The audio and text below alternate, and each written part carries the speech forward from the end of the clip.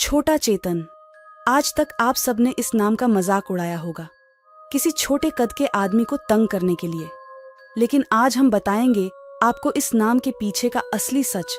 छोटा चेतन, जिसे चैतन्य भी कहा जाता है, एक ऐसी एंटिटी है जिसे भारत के कुछ हिस्सों में लोग अपने रक्षक के रूप में पूजते हैं। ये एंटिटी जितनी शांत है, उतनी ही शैतान भी। छोटा चेतन सिर्फ लोगों को अपनी मस्ती के लिए परेशान करता है, लेकिन अगर कोई मुसीबत में हो तो उसकी मदद भी करता है। आज का किस्सा मेरे दोस्त अमन का है, जिसने इस एंटिटी का सामना किया है। ये बात कुछ समय पहले की है, जब मेरा दोस्त अपने कुछ दोस्तों के साथ उत्तराखंड में घूमने गया था।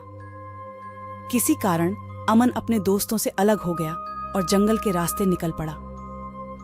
लेकिन उसने ये कभी नहीं सोचा था आज उसके साथ ऐसा कुछ होगा। अमन घूमते घूमते जंगल के रास्तों में उलझ गया और कुछ देर बाद उसे समझ आया वो खो गया है। तो उसने उस जंगल से निकलने की बहुत कोशिश की, लेकिन हर बार वो घूम के एक ही जगह आ रहा था। भटकते भटकते रात हो गई और वो सहमा हुआ एक जगह बैठ गया। तभी उसे एक बच्चे की हंसने की आवाज आई। पहले वो खुश हो गया, क्योंकि उसे लगा शायद यहाँ कोई है जो उसे यहाँ से निकाल सकता है। अमन जोर से आवाज लगाने लगा, कोई है जो मेरी मदद कर सके? मैं भटक गया हूं, मुझे यहाँ से निकलने में मदद करो। लेकिन उसकी बात का जवाब किसी ने नहीं दिया। कुछ देर आवाज लगाने के बाद जब उसे एहसास हुआ यहाँ और कोई नहीं है उसके अलावा, फिर वो घबराने लगा, क्योंकि हंसने की आवाज तो उसने सुनी जरूर थी। अमन को अपने कानों पे भरोसा था। अब वो डरा सहमा एकटक बैठा रहा। तभी उसके सामने एक सेब गिरा। अमन ने सेब उठाया और इधर उधर देखा, लेकिन वहां दूर दूर तक कोई सेब का पेड़ नहीं था। अब उसका डर उसके दिल में घर कर रहा था। तभी अमन को पेड़ों के बीच एक काला साया दिखाई दिया। अमन कुछ भी बोलने की हालत में नहीं था। वो साया अमन की ओर धीरे धीरे बढ़ रहा था। एक पल के लिए तो उसे लगा उसके हाथ और पैर ठंडे पड़ गए हैं। अमन ना कुछ बोल पाया और ना ही अपनी जान बचाने के लिए वहां से भाग पाया। लेकिन अगले ही पल अमन को दूसरी तरफ एक रोशनी दिखाई दी। वो रोशनी एक लालटेन की थी, जिसे एक छोटे बच्चे ने पकड़ा हुआ था। वो बच्चा अमन को उसके नाम से बुला रहा था और अपनी ओर आने का इशारा कर रहा था। अमन बिना कुछ सोचे समझे उसकी ओर चल पड़ा। जब अमन उस बच्चे की ओर आ रहा था, तभी बच्चे ने दूसरी ओर भागना शुरू कर दिया। अमन उसके पीछे पीछे भागते हुए वहां से निकल तो आया, लेकिन वो समझ नहीं पा रहा था वो जा कहाँ रहा है। कुछ देर भागने के बाद वो बच्चा एकदम से रुका और बोला, इस जगह पर इस समय होना तुम्हारे लिए अच्छा नहीं है। तुम्हें यहां से जाना होगा। रोशनी का पीछा करो। इतनी बात बोल के वो बच्चा अंधेरे में कहीं खो गया।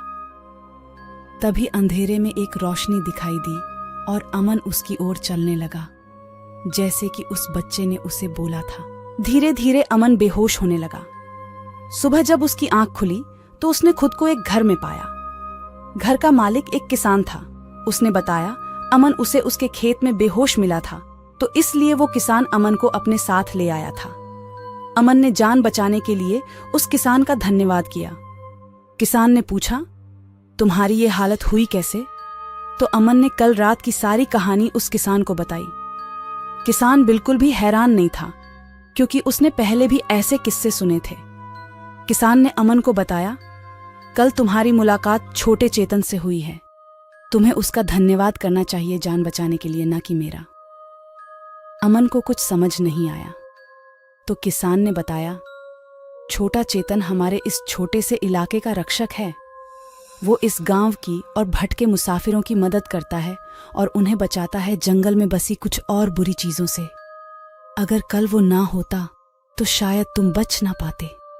एक बार तो अमन को ये सब झूठ लगा, लेकिन जब उसने अपने बैग में वो सेब देखा जो उसने जंगल से उठाया था, अमन को किसान की बात पे पूरा विश्वास हो गया।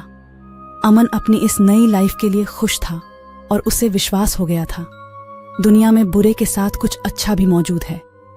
फिर अमन वहां से निकल आया और अपने दोस्तों को वो सब बताया जो उसके साथ हुआ। आज की कहानी यहीं तक थी।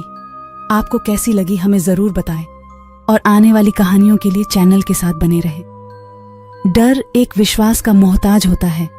अच्छे पे विश्वास रखोगे तो डर से डरोगे नहीं।